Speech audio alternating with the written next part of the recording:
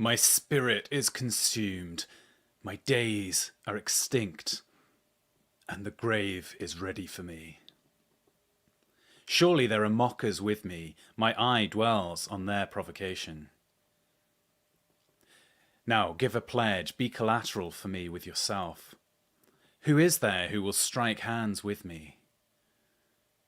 For you have hidden their heart from understanding.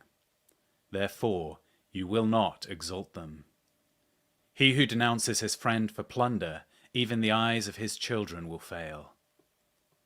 But he has made me a byword of the people. They spit in my face. My eye also is dim by reason of sorrow. All my members are as a shadow. Upright men will be astonished at this. The innocent will stir himself up against the godless. Yet the righteous will hold to his way. He who has clean hands will grow stronger and stronger. But as for you, come back. I will not find a wise man among you. My days are past, my plans are broken off, as are the thoughts of my heart. They change the night into day, saying, the light is near in the presence of darkness. If I look for Sheol as my house, if I have spread my couch in the darkness, if I have said to corruption, you are my father, to the worm, my mother and my sister, where then is my hope? As for my hope, who will see it?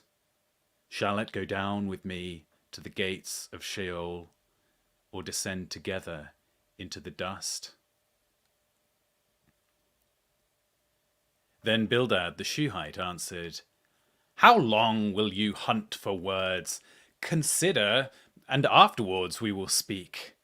Why are we counted as animals, which have become unclean in your sight, you who tear yourself in your anger? Or will the earth be forsaken for you? Or will the rock be removed out of its place? Yes, the light of the wicked will be put out. The spark of his fire won't shine. The light will be dark above his tent. His lamp above him will be put out. The steps of his strength will be shortened. His own counsel will cast him down. For he is cast into a net by his own feet, and he wanders into its mesh.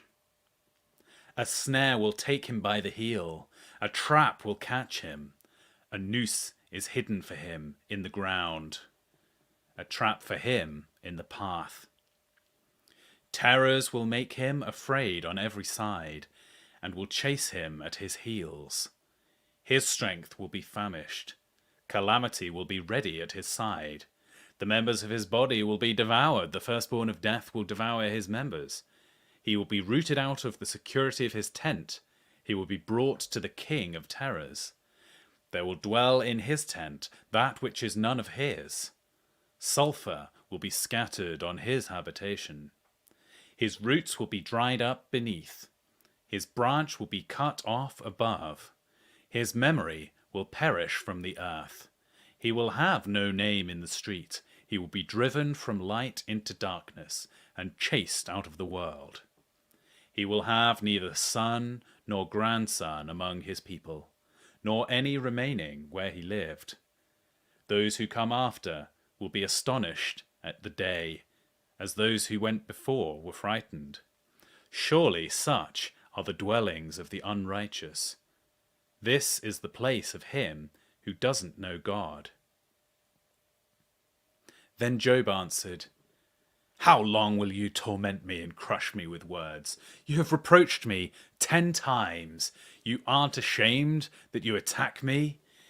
If it is true that I have erred, if my error remains with myself, if indeed you will magnify yourself against me and plead against me my reproach, know now that God has subverted me and has surrounded me with his net. Behold, I cry out of wrong, but I am not heard. I cry for help, but there is no injustice. He has walled up my way so that I can't pass, and has set darkness in my paths. He has stripped me of my glory and has taken the crown from my head. He has broken me down on every side, and I am gone. He has plucked my hope up like a tree. He has also kindled his wrath against me. He counts me among his adversaries. His troops come on together, build a siege ramp against me, and encircle around my tent. He has put brothers far from me. My acquaintances are wholly estranged from me. My relatives have gone away. My familiar friends have forgotten me. Those who dwell in my house and my maids consider me a stranger. I am an alien in their sight. I call to my servant, and he gives me no answer. I beg him with my mouth. My breath is offensive to my wife. I am loathsome to the children of my own mother. Even young children despise me. If I arise, they speak against me. All my familiar friends abhor me. They whom I loved have turned against me. My bones stick to my skin and to my flesh. I have escaped by the skin of my teeth. Have pity on me. Have pity on you, my friends, for the hand of God has touched me. Why do you persecute me as God and are not satisfied with my flesh? Oh, that my words were now written. Oh, that they were inscribed in a book, that with an iron pen and lead they were engraved in the rock forever. But as for me, I know that my Redeemer lives.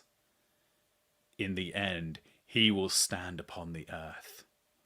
After my skin is destroyed, then I will see God in my flesh, whom I, even I, will see on my side. My eyes will see, and not as a stranger. My heart is consumed within me. If you say, how will we persecute him? Because the root of the matter is found in me. Be afraid of the sword. For wrath brings the punishments of the sword, that you may know there is a judgment. Then Zophar, the Naamathite, answered, Therefore my thoughts answer me, even by reason of my haste that is in me. I have heard the reproof, which puts me to shame. The spirit of my understanding answers me. Don't you know this from old time, since man was placed on earth, that the triumphing of the wicked is short, the joy of the godless but for a moment? Though his height mount up to the heavens, and his head reach to the clouds, yet he will perish forever like his own dung. Those who have seen him will say, Where is he? He will fly away as a dream, and will not be found. Yes, he will be chased away like a vision of the night. The eye which saw him will see him no more, neither will his place see him any more. His children will seek the favor of the poor. His hands will give back his wealth. His bones are full of his youth, but youth will lie down with him in the dust. Though wickedness is sweet in his mouth, though he hide it under his tongue, though he spare it and will not let it go, but keep it still within his mouth, yet his food in his bowels is turned red. It is cobra venom within him. He has swallowed down riches, and he will vomit them up again. God will cast them out of his belly. He will suck cobra venom. The viper's tongue will kill him. He will not look at the rivers, the flowing streams of honey and butter. He will restore that for which he labored, and will not swallow it down. He will not rejoice according to the substance he has gotten, for he has oppressed and forsaken the poor. He has violently taken away a house, and he will not build it up.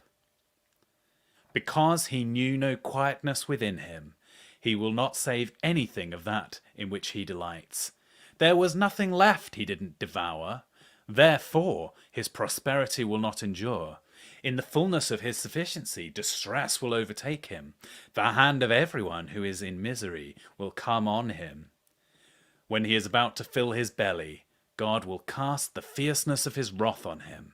It will rain on him while he is eating. He will flee from the iron weapons. The bronze arrow will strike him through. He draws it out, and it comes out of his body. Yes, the glistening point comes out of his liver. Terrors are on him. All darkness is laid up for his treasure. An unfanned fire will devour him. It will consume that which is left in his tent. The heavens will reveal his iniquity. The earth will rise up against him. The increase of his house will depart. They will rush away in the day of his wrath. This is the portion of a wicked man from God, the heritage appointed to him by God.